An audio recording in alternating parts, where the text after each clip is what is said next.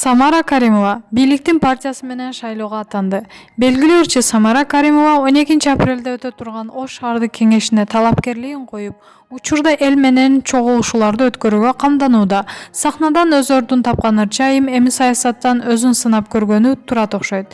Бизге жеткен маалыматтарга таянсак, Самара Каримова бийликтин партиясы менен шайлоого бара турган болуптур.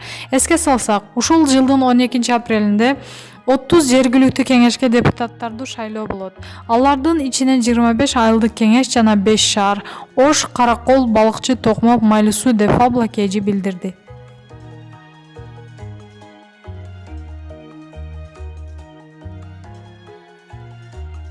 Кудай кандай болорун Арстан Алай сүрөттөп берди. Бир учурда өзүн кудаймын деп чыккан Арстан Алай бүгүн 3-мартта кайтадан маалымат жыйын курду.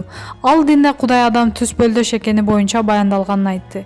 Динде асманда карыя отурат деген сүрөттөлүш берип койгон. Асманда андай эч нерсе жок. Болгон асманда энергия бар. Ал эмне деген сөз? Мисалы, мазардын ээси бар деп коет, бирок ал жерде абышка же аял отурган жок да, ал жакта энергия бар.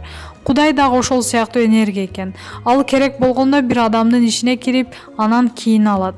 Биздин денебиз жөн гана аткаруучу, деди ал. Арстан Алай дүйнөнү каптаган коронавирустан кыргыз гана сактай турганын билдирди.